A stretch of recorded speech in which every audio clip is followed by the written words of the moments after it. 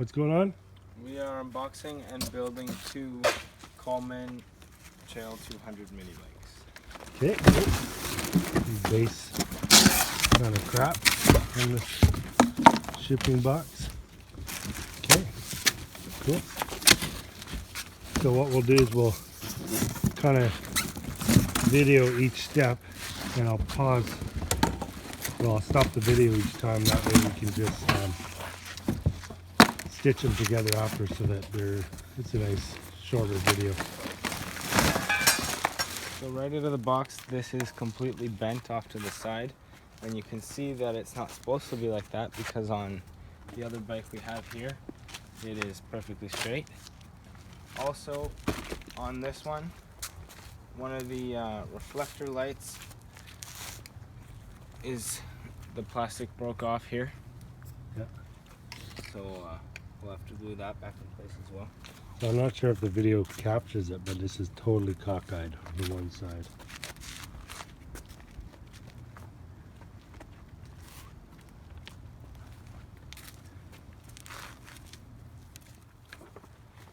Okay, so this is what it looks like when it's out of the bike.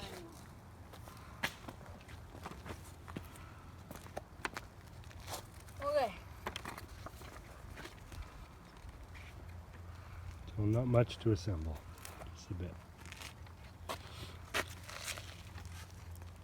Another thing we noticed about the packaging and how well it was done is that the cables most of them are kinked, and this one is actually cracked so that you can see the inside of the cords. And according to the instructions now, we are to put the front fork on, and we took this metal plate off of this piece here, and so now we'll have to lift this up, and it gives you 3 washers, 2 big ones and a small one. The small one goes on top of here, then there's a big one that goes here, and another big one underneath this plate, and the bolt goes through them all. Okay, so none at the top of the bolt head. No. Okay.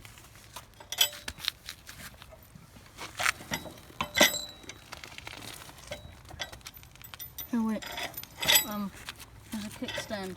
No, that's not gonna work. It's only on one side. Okay, so we can probably put that on there, right? Yep. That. Okay, lift it up, Will.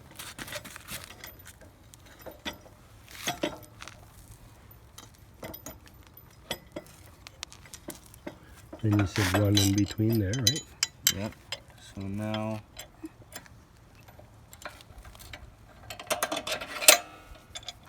then we have one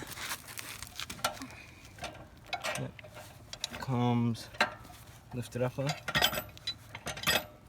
in between here. Good job. And then the last one goes at the bottom here, and then we put the nut So on. there's no lock washer on that bottom, eh? Nope. Oh, that's a lock nut. It's a locking nut, yeah. Yeah, okay, good. Need the. And then we'll just use the wrench. Okay, I'll pause that while you tighten it. Go ahead. We have got the front fork on. We've noticed that when tightening the bolt and the nut down here, since this is a self-locking nut with the ring of plastic, wherever you stop tightening it, it will be tight and not loosen as much. So we tightened it a little bit too much, and there was a lot of tension. So you want to be able to turn it where it's still loose, but with a little bit of tension, so that it doesn't come undone. So before I start tightening it all, I want to mention that how it came with many scratches. We don't know what that's from, but it's probably from bouncing around in the box. But yeah, that's another not good thing that it came with. So a nice thing about this is that all the tools you need for the assembly of this bike come with it, we are using a ratchet for some of the parts just to speed things up a little bit. But now the next step is to attach the front rack to the steering column and the front fender. And for these two things, you will need the 8mm by 20mm bolts and the two large millimeter washers and 4 8mm nuts. So one of the funny things though that we noticed is when they say 8mm bolts is they're referring to the thickness of the shaft, not the head. So this is a 10mm head bolt, which is just a little different. And also on the fender, the Coleman sticker goes in the front, and as you'll notice, the middle part is here, and well, sorry, the where it attaches to the shaft here, and this side is longer so that when it's on, mud doesn't splatter up as much into the engine. Good. Okay, so how are you gonna? Which one's going on first, the rack or the fender? I think the rack, according to the instructions.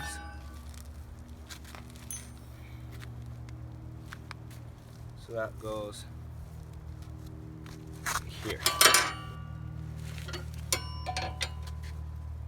Which that doesn't look like it looks like it's supposed to go there, but there's not a. So that flange just needs to be bent up slightly? Yeah. Okay, so I'll pause this and we'll have another closer look at it and we'll throw it on.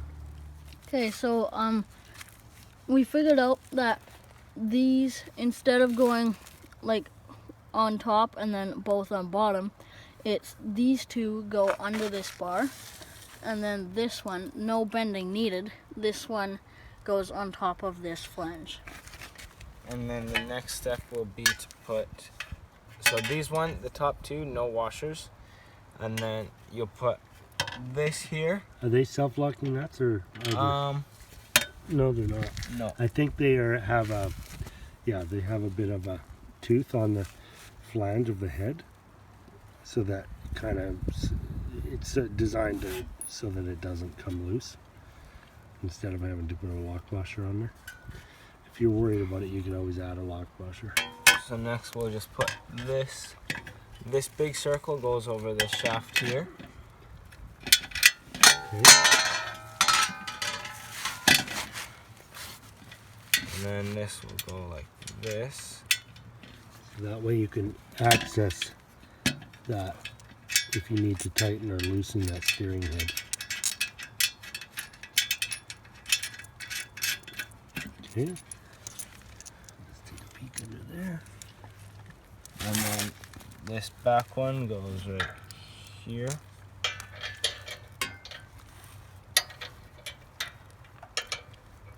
You can see we haven't even built this, and the paint is obviously, I mean, these are not very expensive to buy, so you can see why everything's cheap, but like the paint is cheap, it is not durable at all. But that's not a big deal, but I'm just surprised that right out of the box is so much sign of damage, which is just pure quality control. I mean, you don't expect much with these things for what you pay, but you would think that, I mean, look how bent that rear rack is. So now we've got the rack and the fender on both bikes. That's all set up, screwed in. So now we're gonna put the wheel on. And one thing is the arrow, see the arrow here? That arrow needs to go forward. So this is the way it's supposed to go, right here. And here, these washers need to go on the inside, not the outside. So right Between the bearing and the fork. Excellent. Okay, like that. And the other side. Missing something there, Will? Yep.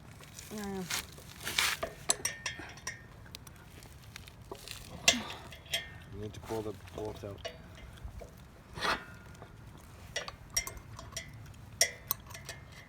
You got her. this is annoying.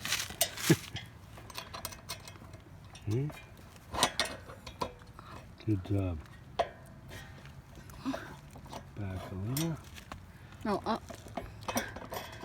There. Okay. So it should.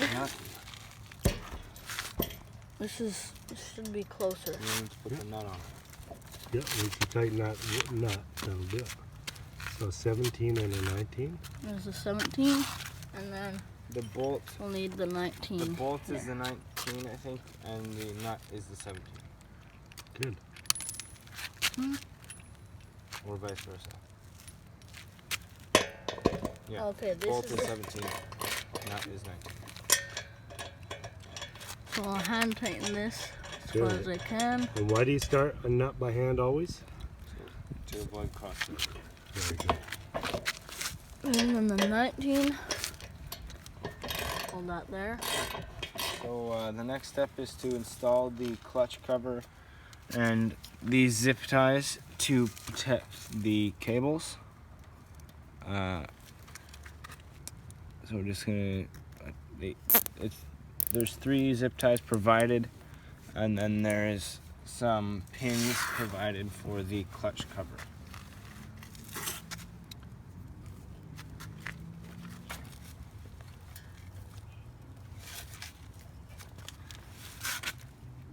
Okay, so these 3 go well together up the top of the little A-frame there. New one maybe here, or Basically so branches and stuff don't get caught in it. Okay, and then there's also another clip down here.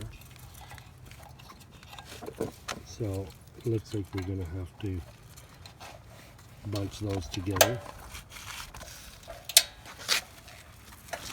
And then the clutch cover. clutch cover over here. These knobs go through the holes in the cover. So we'll just slip it in the bottom. And then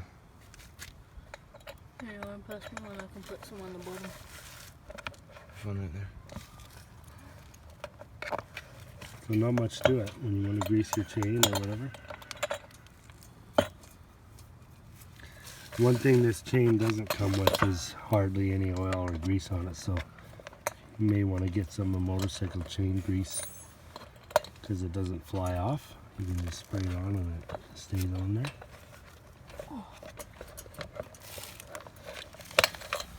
The other thing it didn't come up with is axle grease. There's not a lot of high speed, so there's probably not a lot of high heat, but it's still probably a good idea to throw a bit of grease on those axle bolts when you're putting the wheels on. So the next step is to fill the oil, which is right here, and we took the little cap out of. It recommends 1030 oil, but also it says to put 0.6 of a liter, but there's no need to measure because in this style of oil tank it will just start overfilling. You can't really do more than it can hold, so we want to fill it just until it starts dripping out of here. And we're using a small long funnel so that we can stick this down in there and then pour the oil through here. But also when filling the oil, we need to make sure that the bike is level. So once you're on a level ground or getting someone to hold it up level is when we'll fill it up. We'll just put that in there and then slowly pour the oil in.